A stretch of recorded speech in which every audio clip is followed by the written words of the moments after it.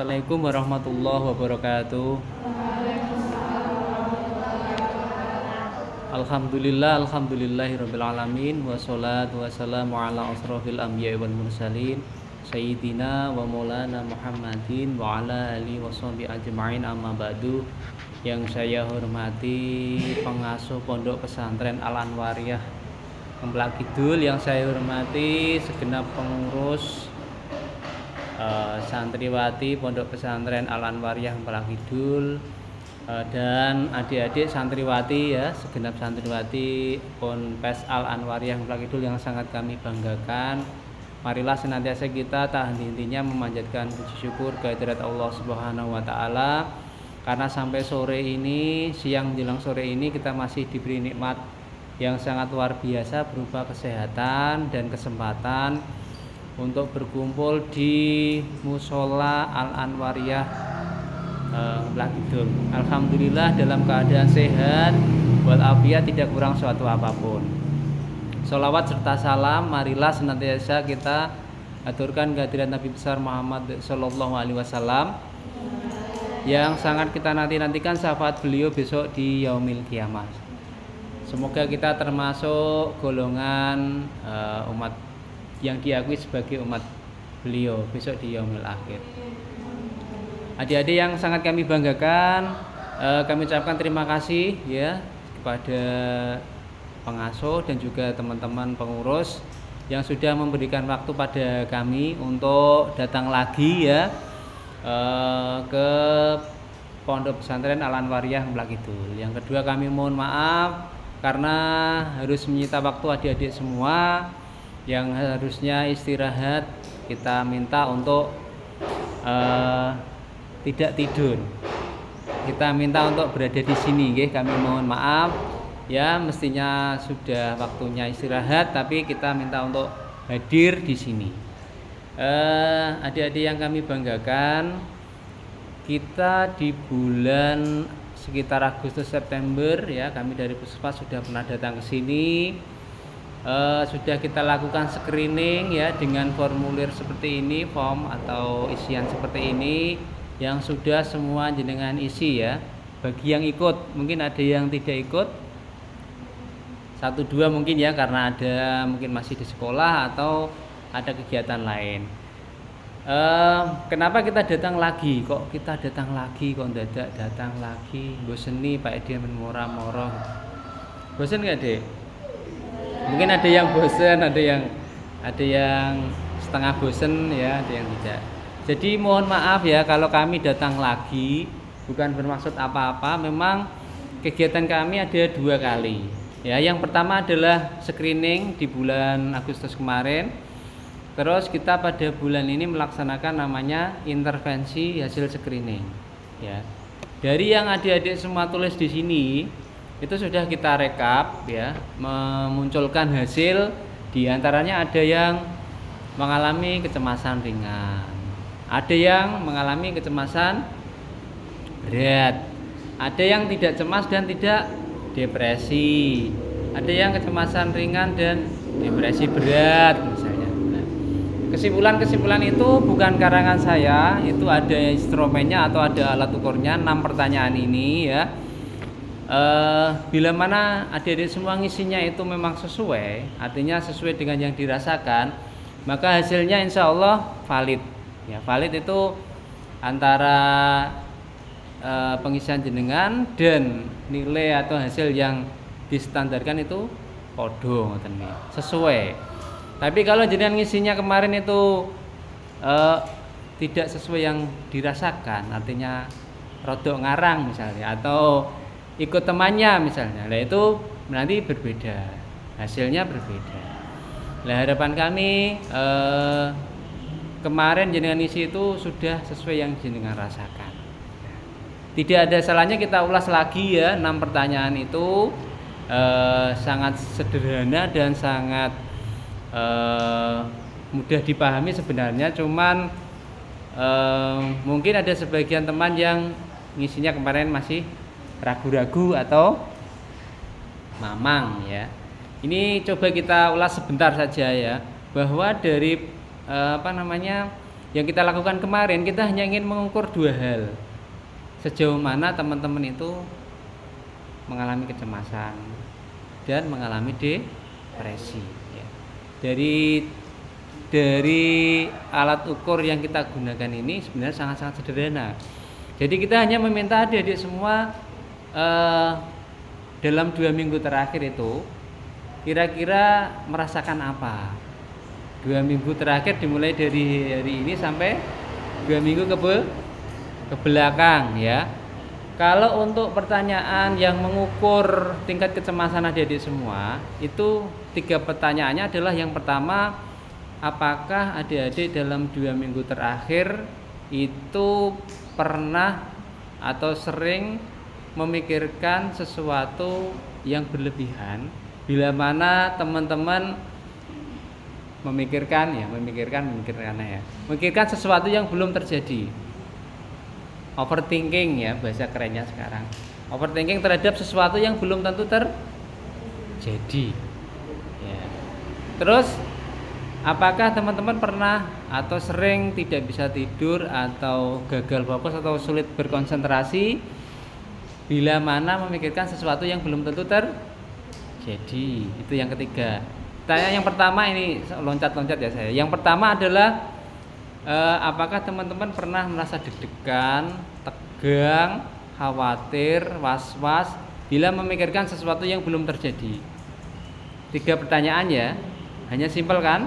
Bila mana teman-teman itu merasakan 3 pertanyaan tadi, benar-benar dirasakan, dialami, maka jenengan mengalami kecemasan berat. Ya. Jenengan mengalami tadi yang pertama apa? Jenengan deg-degan, khawatir, was-was bila mana memikirkan sesuatu yang belum terjadi, itu pertanyaan pertama. Tadi saya loncat. Dan yang kedua adalah overthinking bila memikirkan sesuatu yang belum tentu terjadi. Pertanyaan yang ketiga, sulit tidur dan sulit fokus bila memikirkan sesuatu yang belum tentu terjadi. Bila mana ketiga-tiganya jenengan iya, maka terima kasih. Jenengan iya, maka jenengan mengalami cemas yang berat. Terus bila pertanyaan 1 dan 3 apa tadi? Deg-degan yang pertama, yang ketiga adalah sulit tidur dan sulit fokus. Itu iya. Yang nomor 2 tidak. Yang nomor 2 apa tadi? Overthinking. Jenengan overthinking tapi jenengan tidak deg-degan, tidak was-was, kemudian yang ketiga tidak sulit tidur, maka jenengan hanya mengalami kecemasan ringan. Ya, bisa dibayangkan? Wangel leleh ya Pak. Tapi bila jenengan 2 pertanyaan, yang pertanyaan pertama tadi apa? Deg-degan, was-was, khawatir ya, gampang tegang, gampang deg-degan, itu yang pertama. Dan yang pertanyaan yang ketiga itu iya. Yang ketiga apa? Sulit tidur dan sulit apa? Fokus. Tadi saya bilang apa ya? Kalau pertanyaan 1 dan 3 itu iya, berarti jenengan kecemasan berat. Kalau yang 1 dan 3 itu tidak, maka jenengan kecemasan ringan. Kalau jenengan iya semua kecemasan tidak semua kecemasan atau tidak cemas bahkan. 1 dan 2 kecemasan ringan. Pinter pertanyaannya ya. Luar biasa.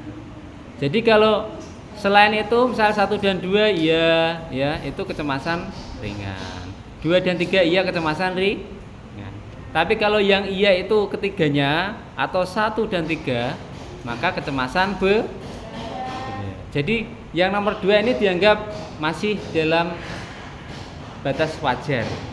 Overthinking itu loh Dek. Nah, itu tapi ya tidak boleh terlalu overthinking ya. Tapi dalam penilaian ini pertanyaan nomor 2 ini kalaupun iya tidak menjadi kita kecemasan berat. Yang paling diukur adalah pertanyaan 1 dan 3.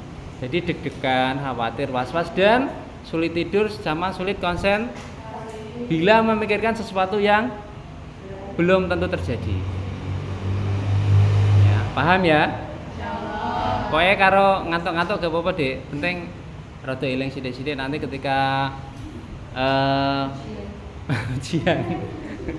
Enggak, ini ilmu ya, ilmu supaya kita mengetahui, oh ternyata itu aku selama ini cemas ringan. Ternyata aku ini selama ini cemas berat. Itu. Nah, kita belum sampai ke depresi ya. Kalau depresi kita bahas lagi. Kalau yang cemas sudah paham? Nah, pertanyaannya hanya singkat 3 hal tadi.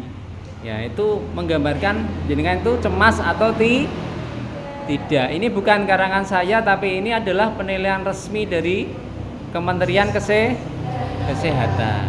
Ya, yang dirilis secara resmi. Kalau yang dulu malah pernah kita lakukan kan 25 pertanyaan jelimet, itu dulu pernah. Yang ada yang pernah ikut dulu 2 tahun atau 2 tahun 3 tahun yang lalu lah ya.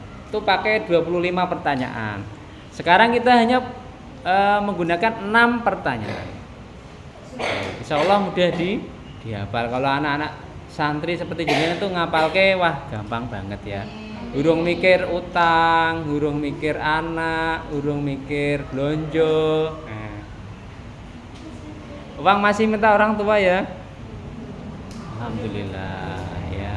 Jadi belum mikir apa-apa ya. Pada saat ini kesempatan ini gunakan untuk banyak karena belum banyak beban yang jenengan hadapi atau tanggung. Jadi ketika jenengan nanti sudah mulai mungkin menikah, punya anak, nanti tinggal tadi membongkar atau mencari ilmu-ilmu yang sudah pernah didapat untuk apa?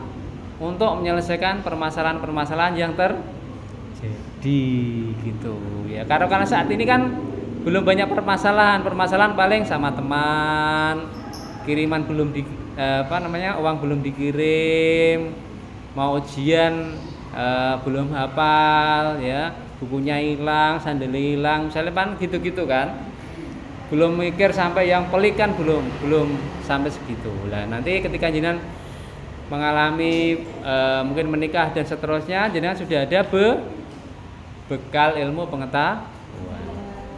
Oleh karena itu saat jenengan ini masih steril, masih pikirannya fresh semua ya, itu gunakan banyak belajar ya. Tidur boleh tapi jangan ya, kalau banyak tidur nanti nggak pernah belajar. Ketika ada masalah nanti bingung, wah aku kok belum punya bekal apa-apa, nanti sulit menyelesaikan permasalahan. Karena nanti ketika jenengan sudah berkeluarga itu nanti bertemu dengan pribadi yang berbeda, dengan suami dengan karakter yang berbeda, keluarga mertua berbeda, bergaul di komunitas tempat kerja berbeda. Nanti jenengan akan banyak menemukan banyak perbedaan. Harus disikapi dengan apa? Dengan mental yang tangguh. Tadi kecemasan ya, sudah paham?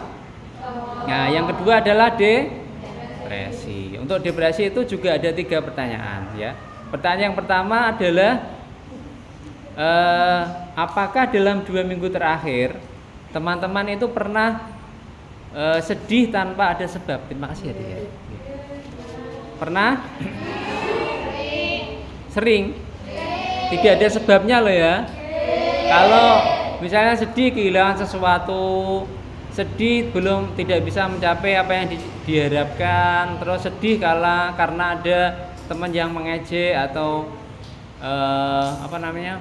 dalam tanda kutip membuli ya, itu berarti ada sebabnya. Tapi kalau tidak ada sebabnya, nah itu sudah salah satu tanda teman-teman sedang mengalami ya. Ini bukan saya yang bilang ya, ini adalah instrumen dari alat ukur dari Kementerian Kesehatan. Pertanyaan yang pertama itu adalah apakah dalam 2 minggu terakhir teman-teman semua mengalami kesedihan tanpa ada sebab ya. Kalau memang iya berarti sudah dapat 1 poin. Pertanyaan yang kedua adalah apakah dalam 2 minggu terakhir teman-teman itu, saya intip ya, nah, apakah teman-teman itu mengalami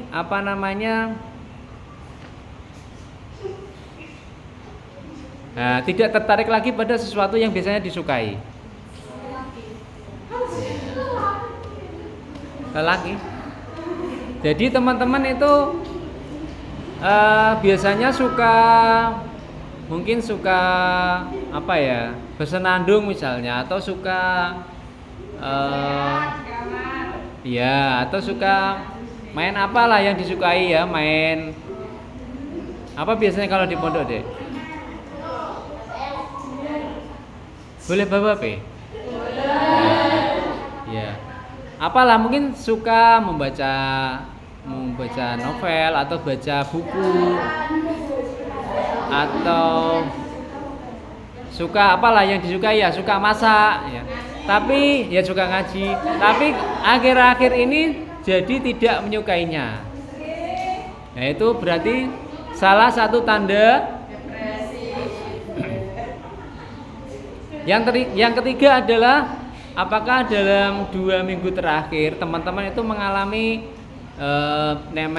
bangun tidur itu badannya sakit semua, pusing, sakit semua, ya. Bukan karena sebelumnya melakukan aktivitas yang berat. Misalnya rese-rese pondok, ya, sampai capek, itu wajar. Jadi sebelumnya tidak melakukan aktivitas yang berat, tapi paginya ketika bangun itu sakit semua. Dan itu tidak hanya sekali, beberapa kali dalam 2 minggu. Karena itu berarti ada sebabnya. Nah, kita kembali lagi. Yang pertama tadi apa? Sedih, ya, masuk ke yang depresi ya. Kecemasan berlebihan tanpa ada sebab. Jadi 1 minggu nangis saya gitu. Ditakai kenapa? Nggak tahu gitu. Ya, itu pertanyaan pertama. Yang kedua tadi adalah tidak menyukai pada hal yang biasanya menjadi hobinya. Semangat suka apalah, misalnya masak tuh, cukup gak seneng masak. Ya. Atau dalam bahasa itu nih hilang minat.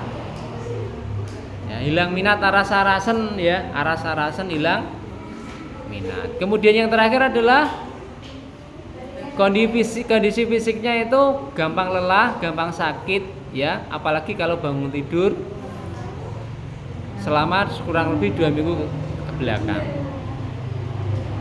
Bila mana jenengan mengalami pertanyaan tadi yang 1 dan 3 iya, 1 apa tadi? Ya, sedih yang berlebihan tanpa ada sebab. Yang ketiga, awake loro kabeh nek tangi itu berarti jenengan depresi. Ya. Pertanyaan yang nomor 2 adalah hilang minat. Nah, itu kalau yang hilang minat ini iya, yang kedua ini kemudian tidak, ya, itu tidak berpengaruh ya. Atau yang paling berpengaruh adalah pertanyaan 1 dan 3. Kalau ketiganya iya berarti otomatis valid iya, berarti jenengan depresi berat itu karena iya semua. Dan apabila 1 dan 3 iya, awake loro kabeh nak tangi turu, terus sedih tanpa sebab, itu ya, itu juga termasuk kategori depresi. Meskipun yang hilang minat ini diabaikan, ya, diabaikan. Tidak begitu ya, termasuk penilaian, tapi kalaupun dia iya, kemudian nomor 2 iya, nomor 3 iya, hilang minat karo turu nek tangi turu loro kabeh, iku iya, iku hanya depresi ringan. Hanya ringan ya. Yang paling menjadi nilai ukur adalah sedih berlebihan sama awake loro kabeh nek tangi turu.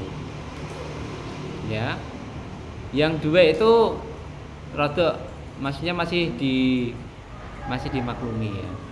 Jadi yang kedua itu hilang minat, itu kadang-kadang kita memang pernah hilang minat, jadi rasa-rasa gitu loh. Ya, rasa-rasa terhadap sesuatu yang biasanya disukai, itu masih dianggap wajar. Pertanyaannya adalah kita ini termasuk di mana gitu. Di pondok ya, benar sekali deh. Ya. Dalam penilaian ini jenengan masuk di mana? Kemarin kan sudah ditulis benar-benar sudah paham betul kemarin nulisnya, atau oh ternyata aku kemarin itu salah gitu. Nah, itu perlu jenengan apa? Dikaji ulang gitu. Jadi kalau memang jenengan kok kecemasan tadi yo ya kabeh, penilaian depresi ya kabeh, berarti kecemasan cemas berat sama depresi nah, itu berarti sudah dianjurkan ke psikolog. Ya, dianjurkan ke psikolog memang ya kalau sudah benar-benar loh ya, benar-benar mengalami seperti itu.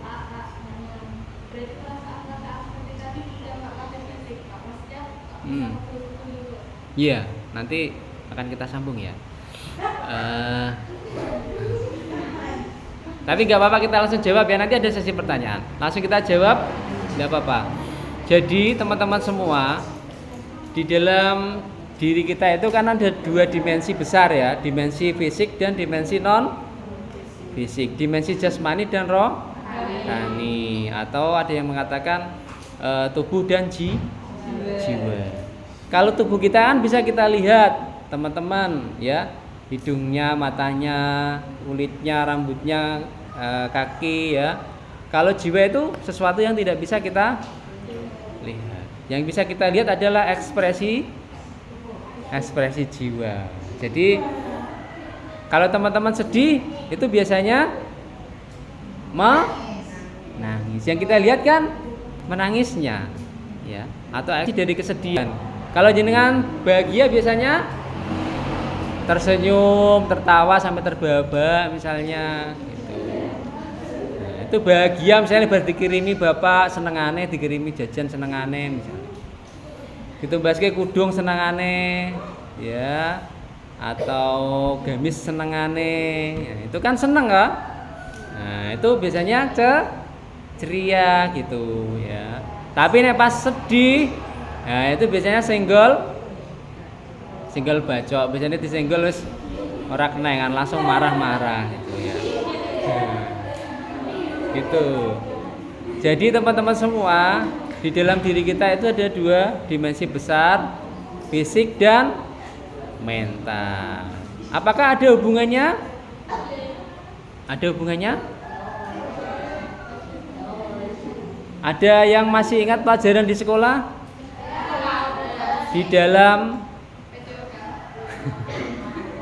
Di dalam tubuh yang sehat ada jiwa yang sehat, ataupun sebaliknya. Jadi itu saling terkait. Kenapa demikian? Karena yaitu tadi diri kita itu tersusun dari fisik dan jiwa atau mental. Ya, apakah sakit fisik bisa terpengaruh oleh mental, atau sakit mental bisa mempengaruhi fisik, atau fisik mempengaruhi sakit mental? Apakah bisa seperti itu? Jawabannya adalah bisa saling mempengaruhi. Ya, karena itu tadi tubuh kita itu sesuatu yang holistik, tidak bisa dipisahkan. Kalau tubuh sudah dipisahkan dengan jiwa, maka meninggal dunia. Luar biasa ya. Tepuk tangan untuk kita semua.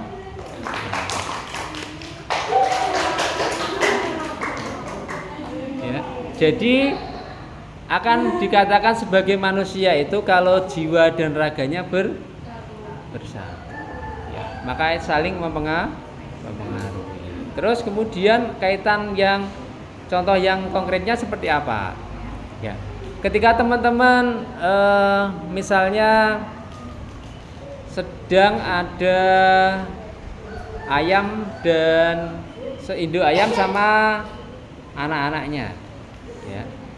Terus kemudian jenengan lewat di depan sini misalnya, ya.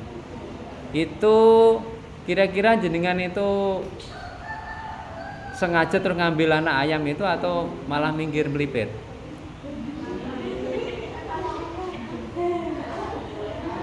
Ada yang pengalaman di Teladung Pitik? Nah, jadi teman-teman pasti akan menggunakan apa? Kemampuan berpikir ya. Jadi karena ada pengalaman diteladung pitik pas dari kamar mandi misalnya, dikejar itu induknya karena jenengan pernah nyenggol anaknya yang tidak sengaja keinjek misalnya, yang diuber sak kecekele misalnya. Nah, maka jenengan secara otomatis nanti akan melakukan upaya menjauh dari induk ayam yang ada anak-anaknya banyak. Karena apa? Karena jenengan menggunakan logika berpikir ya supaya melakukan tindakan. Terus kemudian kaitan yang mungkin bisa dihubungkan secara langsung adalah ketika jenengan sedih berlebihan, terus kemudian dalam kurun waktu yang lama, kenapa bisa menimbulkan sakit? Karena apa? Ketika kita sedang sedih dalam waktu yang lama, maka gelombang di otak kita itu cenderung turun. Jadi kalau diukur sekitar mungkin 50 sampai 75 Hz ya. Gelombangnya sangat turun, terus kemudian daya tahan tubuh kita juga ikut turun. Kalau tubuh kita diukur pH-nya mungkin sangat asam. Ya, sangat asam. Ketika kita sedih itu fungsi jantung tidak berdetak dengan baik, kemudian pembuluh darah juga demikian, pembuluh saraf juga demikian ya. Cenderung napasnya pendek, cepat. Terus kemudian detak jantungnya juga cepat. Nah, itu dalam waktu yang lama maka jantung kita juga akan terpengaruh, sehingga kita mungkin bisa mengalami hipertensi atau darah tinggi. Terus bisa lambungnya juga bisa berpengaruh karena apa? Peningkatan asam lambung, sehingga perutnya sering perih. Ya, ketika jenengan sedih dalam waktu yang lama, asam lambung bisa naik, menjadi iritasi di lambung, akhirnya gampang sakit perut, gampang ke belakang. Terus gampang gatel-gatel tidak ada sebabnya, karena apa? Daya tahan tubuh menurun sehingga kita gampang alergi. Yang biasanya tahan kena apa itu gak gatel, sekarang menjadi mudah gatel karena daya tahan tubuh kita menurun. Seluruh fungsi tubuh kita akan terpengaruh kalau berlangsung dalam waktu yang lama. Jadi kalau teman-teman sedih, jangan tunggu sampai lama ya. Harus diselesaikan saat itu juga. Jenengan sedih karena apa misalnya? Karena belum dikirim-kirimin orang tua misalnya, atau karena pengen jadi juara kelas wis sinau malah sing juara koncone misalnya. Pengen ikut lomba apa misalnya, sudah belajar berusaha menampilkan yang terbaik, tapi yang ditunjuk malah temannya yang mungkin menjadi kompetitor di kelas misalnya. Jenengan sedih nggak kira-kira?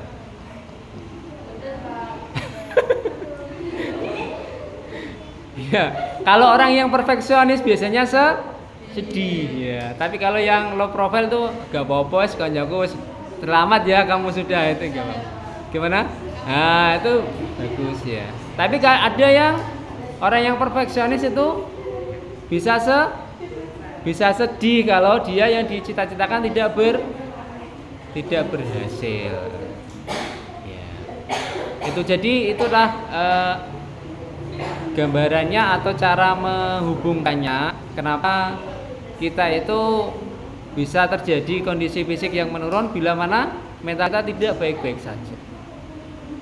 Gitu ya. Penjelasan singkatnya, kalau penjelasan panjangnya bisa lama ya. Jadi gitu, pastikan mental kita juga sehat.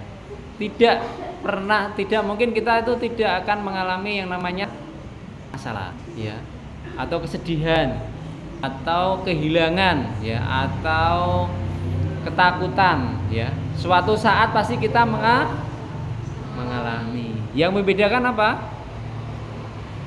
Bagaimana sih sikap kita menghadapinya ya. Apakah kita akan membiarkan diri kita dalam tekanan karena kesedihan, rasa takut, rasa marah, atau kita ngelola perasaan itu dengan baik supaya kita tidak tertekan dengan perasaan kita sendiri. Jadilah rumah dalam diri kita sendiri. Jadilah rumah pemilik atau owner pada diri kita sendiri. Jangan sampai kita itu dikendalikan oleh perasaan. Yang kadangkala perasaan dan pikiran itu mendramatisir keadaan. Jadi kita itu kadang-kadang hanya terpengaruh dramatisasi dari pikiran kita, sehingga konek ngene konek ngono ya. Terus kemudian dadak ngene dadak ngono lah. Padahal belum tentu terjadi. Padahal saat ini kita baik-baik saja, tapi kadang-kadang kita mengkhawatirkan yang kemarin, jadi sedih, tertarik oleh kejadian yang telah pernah seperti itu ya. Padahal saat ini kan jenengan baik-baik saja. Di sini kan baik-baik saja kan? Senyum, pakaiannya bersih, ya tidak ada kendala. Tapi kadang-kadang jenengan juga neleng jadi nangis, jadi sedih. Itu karena apa? Karena jenengan tertarik oleh masa 1 detik yang lalu dan ke belakang. Oleh karena itu, apakah kita tidak boleh mengingat masa lalu? Boleh. Yang tidak boleh adalah ketika kita ingat masa lalu itu, emosinya jangan terikat oleh pengalaman yang telah terjadi. Nah, yang jadi masalah kan kita ingat kejadian kemarin, emosinya masih terbawa saat ini. Dulu kan jenengan kehilangan misalnya kan sedih. Saat ini jenengan ingat emosinya masih. Emosi sedihnya itu masih. Jenengan pernah dilukai oleh temannya, ketika ingat jenengan gregetan gitu pengen nonjok misalnya, kalau besar ya ditonjok, kalau kecil ditonjok, kalau besar enggak berani misalnya. Nah, itu yang perlu diatur adalah apa? Emosi yang melekat pada memori ya. Emosi yang melekat pada memori, pada kejadiannya itu yang harus dilepas. Jadi ketika jenengan ingat lagi itu baik-baik saja. Ketika jenengan ingat temannya yang membuat jenengan jengkel, ya, setelah jenengan bisa melepasnya, itu jenengan tidak marah lagi. Kan enak toh, hidup tidak dikendalikan oleh rasa marah, dendam, sedih, kemudian rasa takut. Nah, itu kan enak. Jadi paham ya? Yang jadi masalah adalah apa? Bukan mengingat kejadiannya, tapi berusaha melepaskan emosi yang melekat pada kejadian itu, yang diingat lagi pada masa sekarang. Itu yang harus dilepas. Permasalahannya jenengan bisa nggak melepasnya, itu yang jadi pertanyaannya. Gitu ya. Nah, jadi nanti akan saya ajarkan bagaimana cara melepas. Mau diajari? Dulu pernah tak ajari kayaknya.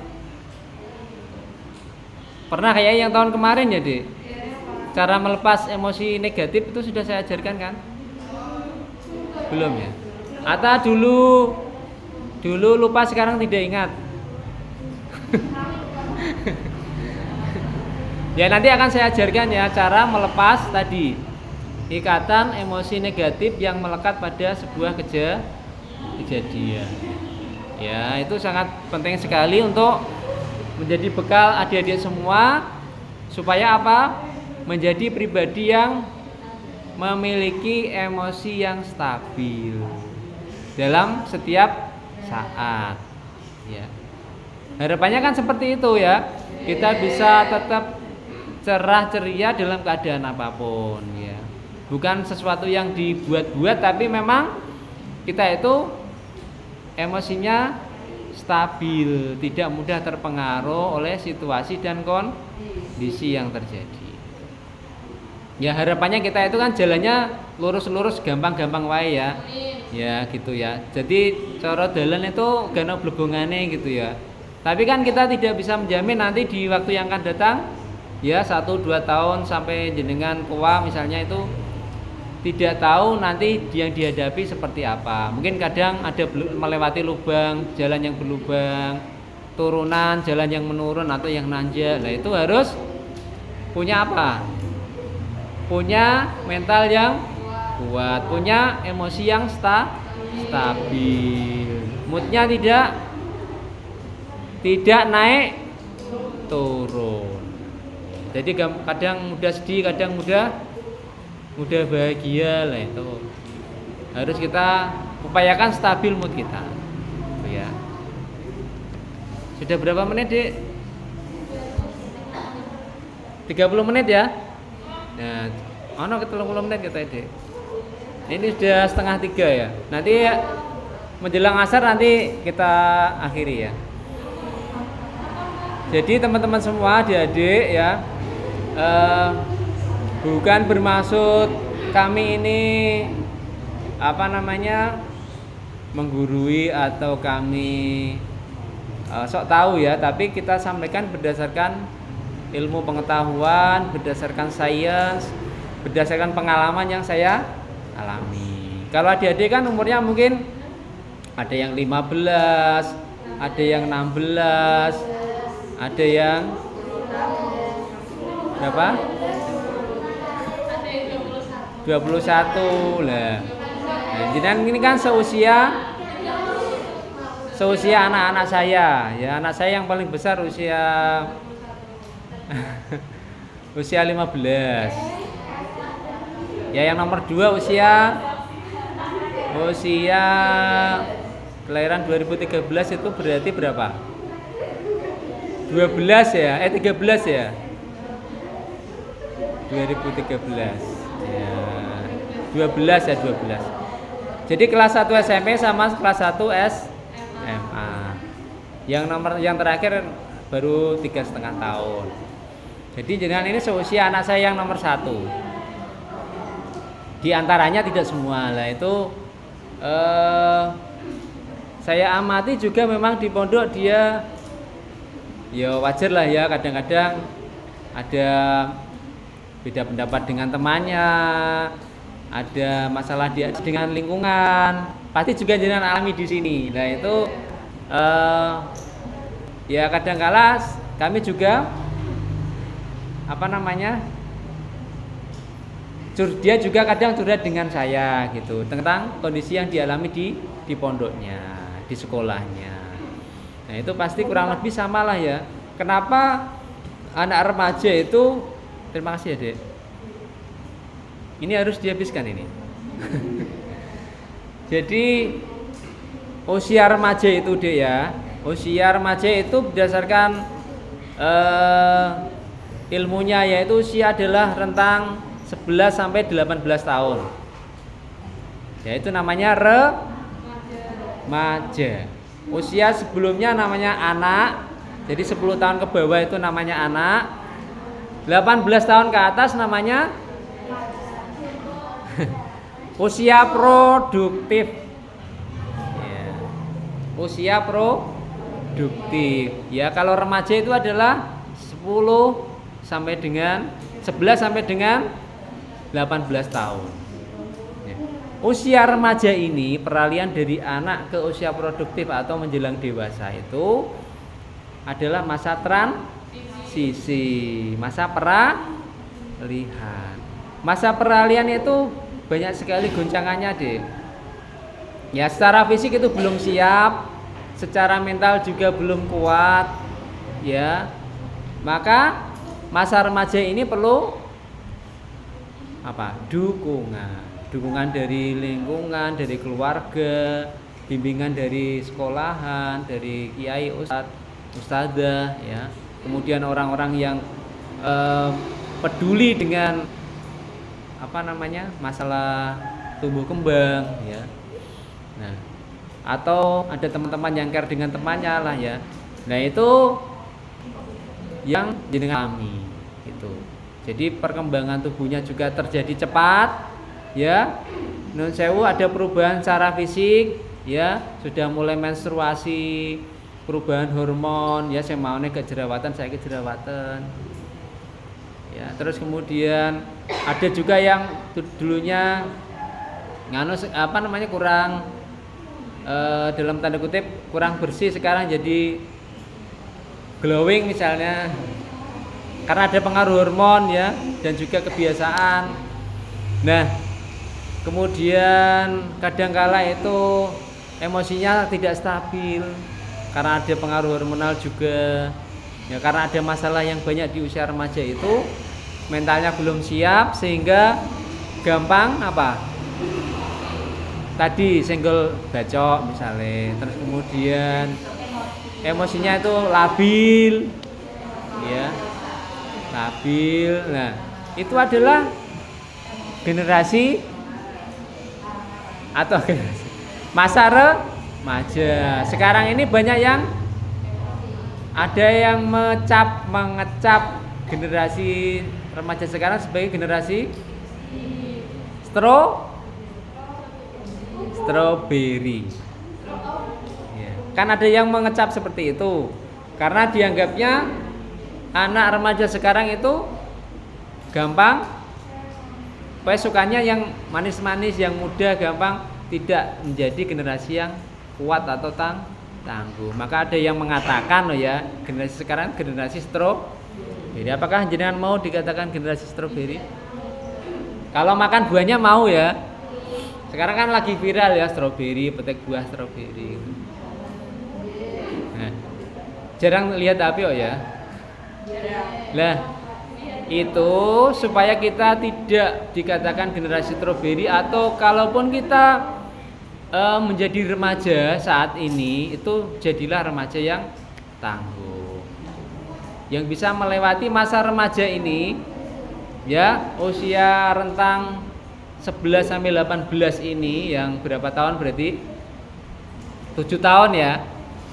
Masa yang singkat ini, yang terjadi cepat ini bisa dilalui dengan baik, dengan aman, tidak ada masalah.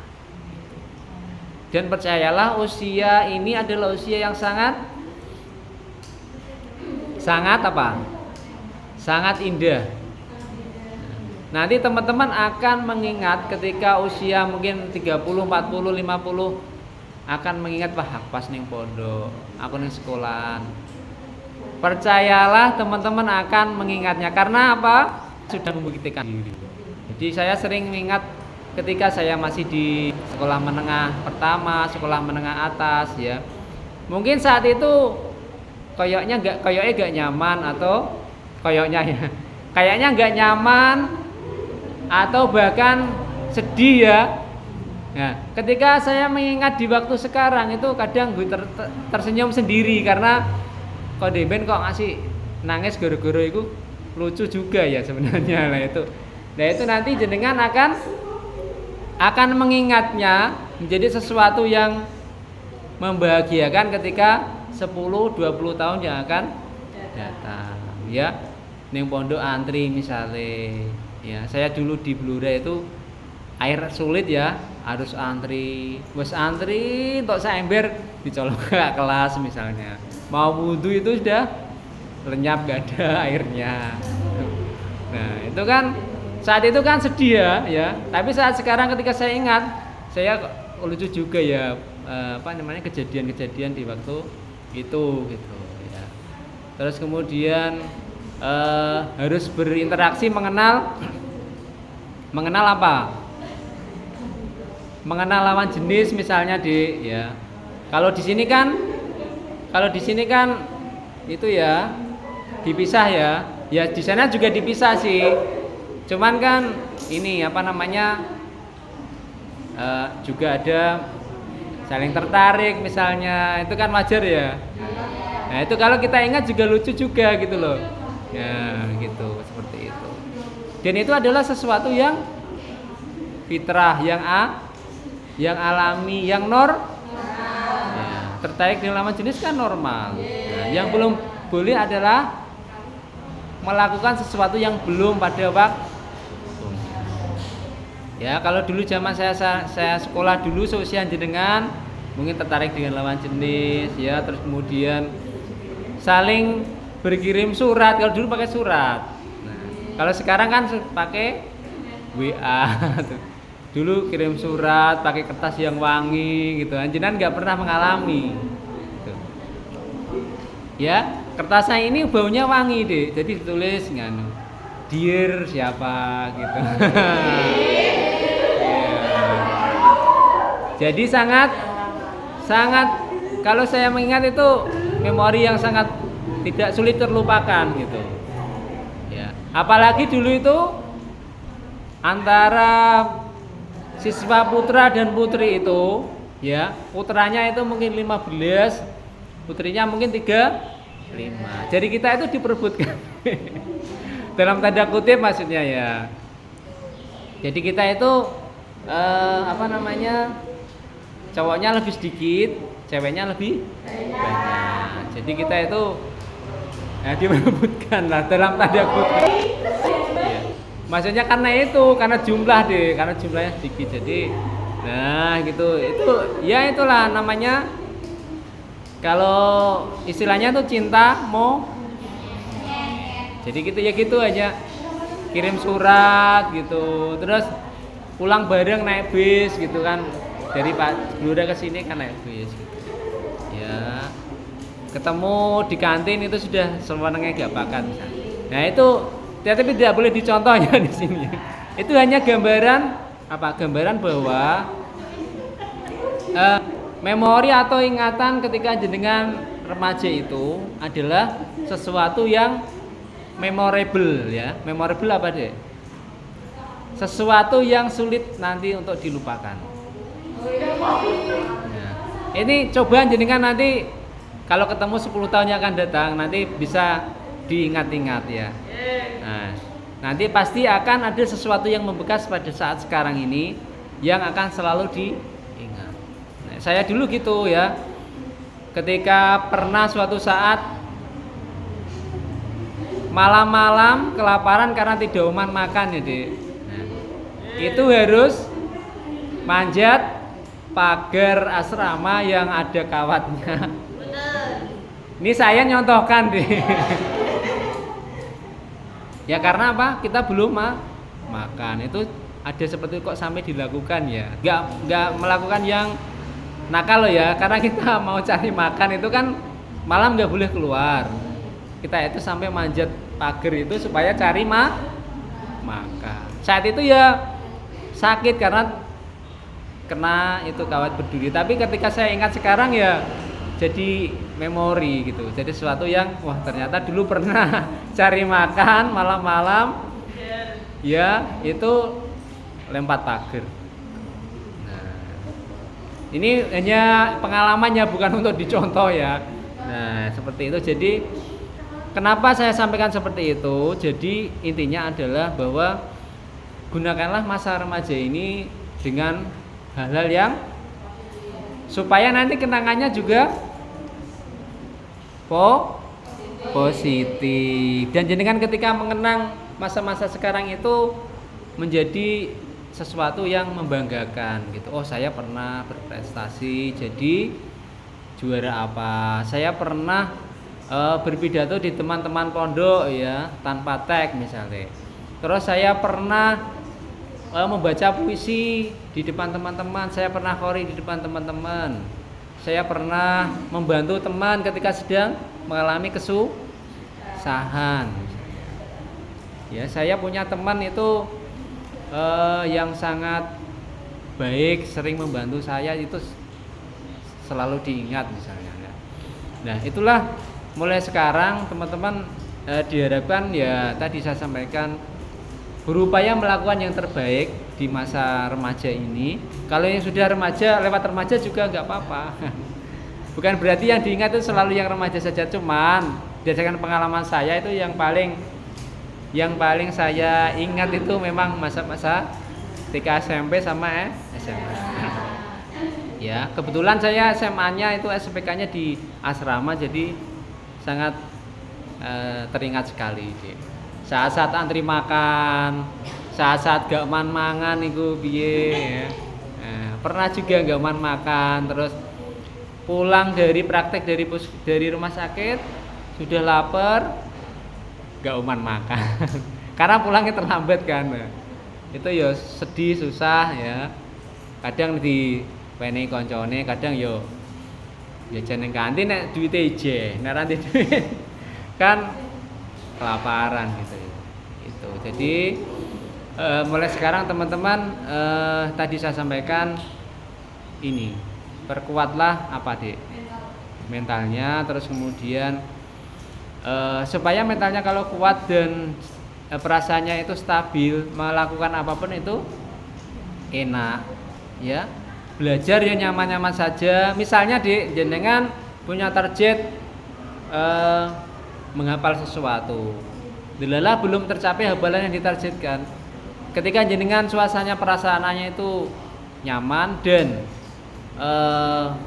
tidak berlebihan, maka jenengan juga beresponnya baik-baik saja. Mungkin ini sebuah proses yang harus saya jalani. Mungkin belum nyaman karena apa? Kudune wis hafal berapa hafalan, jenengan belum hafal padahal temannya sudah pada hafal. Itu kan rasanya beda, nggak nyaman ya.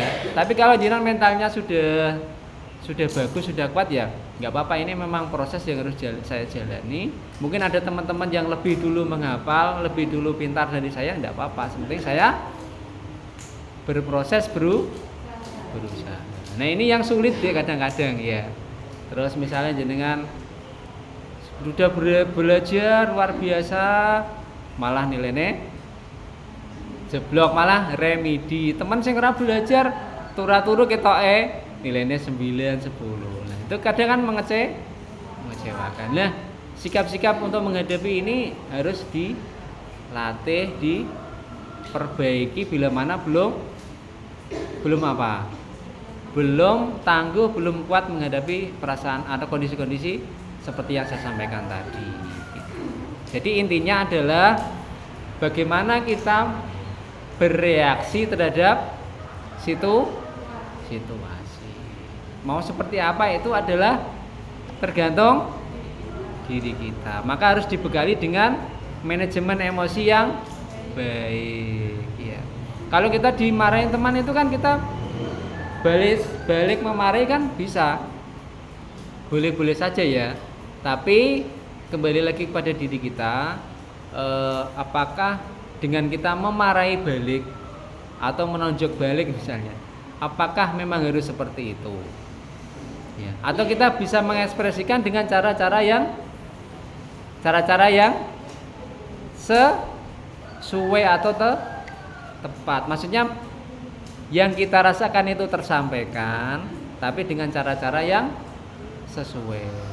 Jadi kita tidak perlu marah kembali dengan apa yang dituduhkan atau diejekkan pada kita, tapi kemarahan kita itu tersampaikan gitu loh. Mohon maaf saya saat ini sedang marah dengan jenengan, dengan Anda ya. Saya tidak suka dengan apa yang jenengan katakan ya. Apakah berani seperti itu? Nah, coba nanti ketika jenengan ada yang kurang setuju dengan sebuah kondisi atau kejadian, atau jenengan marah dengan apa yang diucapkan, diejekkan atau disampaikan pada jenengan, apakah bisa mengkomunikasikannya dengan tepat? Nah itu perlu kita latih. Jadi pesan yang kita harap, kemarahan kita itu tersampaikan, tapi dengan cara-cara yang sesuai. Ini yang tidak mudah deh. Nah, kadang-kadang kita itu terbawa emosi marahnya itu juga terpancing oleh kemarahan teman kita pada kita, ketidaksukaan teman kita pada kita. Jadi mulai sekarang harus berlatih mengekspresikan perasaan atau emosi dengan baik, dengan sesuai. Itu ya. Ini harus dilatih. Tidak mudah, tapi bukan tidak mungkin gitu ya. Jadi emosi tadi saya bilang ya, perasaan itu adalah bagian dari yang dikatakan sebagai jiwa. Ya, jiwa kita ada beberapa instrumen terdiri dari perasaan, pikiran dan perilaku. Ya, itu saling berpengaruh, saling mempengaruhi itu ya. Pikiran itu sumbernya dari apa? Informasi yang masuk ke otak kita, bener deh. Semua informasi yang masuk ke otak kita dari apa yang kita lihat, kita dengarkan, kita rasakan itu dikatakan sebagai pengetahuan yang melahirkan pikiran. Kalau perasaan adalah apa? Perasaan itu adalah apa, Dek? Sebuah kondisi atau sebuah ekspresi jiwa ya. Perasaan itu ya. Terdiri dari apa? Perasaan sedih, takut, marah, gelisah, senang juga demikian. Yang negatif adalah sedih, takut, marah, gelisah. Yang positif adalah semangat, senang, bahagia, damai. Itu namanya perasaan. Pusat pengetahuan atau pikiran ada di mana? Ada di otak. Letaknya ada di mana? Ada di depan ya. Namanya prefrontal cortex. Jadi pusat pengetahuan itu ada di depan. Itulah kenapa kalau kita sedang pusing mikirkan ujian, maka yang dipegang kepala yang bagian seperti ini ya. Gak mungkin kita terus gini, gak mungkin. Teman-teman pusing, kesulitan ketika ujian mesti kan yang dipegang. Bukan karena ngelirik contekan temannya, enggak ya. Itu adalah salah satu tanda bahwa kita itu pusat pikiran atau otak pengetahuan ada di depan. Belakang ini namanya cerebellum atau otak kecil. Terhubung dengan dengan batang otak. Nah, itulah kenapa bagian belakang ini ketika semoga tidak terjadi ya, ketika ada yang jatuh, itu yang paling rentan adalah otak bagian belakang. Ya, karena di belakang ini ada medula spinalis, ada saraf-saraf yang terhubung dari tulang belakang ke atas tersambung ke otak. Jadi sangat luar biasa Allah menciptakan. Di setiap ruas tulang belakang ini ada bagian-bagiannya. Ruas 1 mengatur pergerakan mata misalnya. Ruas 2 mengatur bagaimana penciuman, kemudian bagaimana mendengar. Nah, oleh karena itu ketika ada gangguan di beberapa ruas di tulang belakang kita, maka akan ada gangguan di persarafan kita. Ketika bagian bawah yang kena itu di sistem pencernaan, sistem pembuangan ya, itu juga terganggu. Ya, menjadi beser misalnya karena ada tulang belakang yang terluka atau mengalami gangguan karena jatuh dan lain sebagainya. Ya, tidak bisa gerak ya. Itu juga ada pengaruh dari tulang belakang kita. Maka jaga tulang belakang kita. Dengan cara apa? Mengangkat sesuatu yang sesuai kemampuannya. Kalau mengangkat sesuatu harus sesuai dengan posisinya ya, jangan sembarangan. Tumpuannya jangan di tulang belakang, tapi mungkin di tangan atau di paha gitu. Ya, jadi kalau mengangkat sesuatu jangan menggunakan tumpuan tulang belakang, karena tulang belakang itu adalah di dalamnya adalah pusat persarafan yang mensarafi tubuh kita gitu ya. Jadi teman-teman semua, tadi saya sampaikan bahwa otak itu adalah sesuatu yang sangat berharga di dalam tubuh kita, yang besarnya itu kurang lebih 2% dari berat tubuh teman-teman semua. Berat tubuhnya berapa deh? 50. Berarti kalau 50 itu berarti berapa 2%-nya 1 kilogram. Ya, benar ya? Coba dikalikan 2%. Kalau 1%-nya berapa? 0,5 kan? Kalau 2% kan berarti 1 kilo. Kalau beratnya sekitar 75 berarti mungkin berat otaknya sekitar berapa? 0,75 kali 2 berarti 1,5. Rata-rata itu 1,5 sampai 1,6 berat otak manusia. Hanya 1,5 sampai 1,6. Tapi itu mengatur segalanya. Ya, perasaan itu Kalau di struktur otak namanya limbik system. Letaknya ada di sini, Dek. Ya. Yang mengatur kesedihan, rasa marah, rasa takut, gembira, was-was itu ada letaknya ada di sini, Dek. Ya. Kanan dan kiri. Jadi ada namanya itu amigdala. Itu seperti kanan dan kiri seperti ini ya. Antena, seperti antena.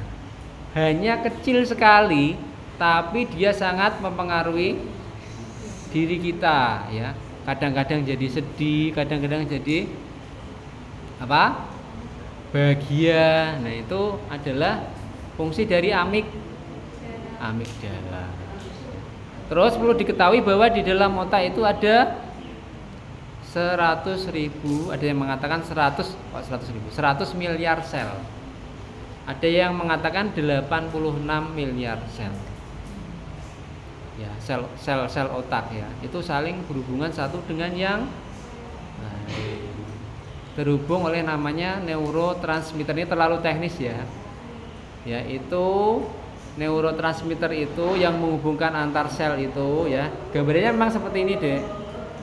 Sel satu dengan sel lain. Azan dulu ya.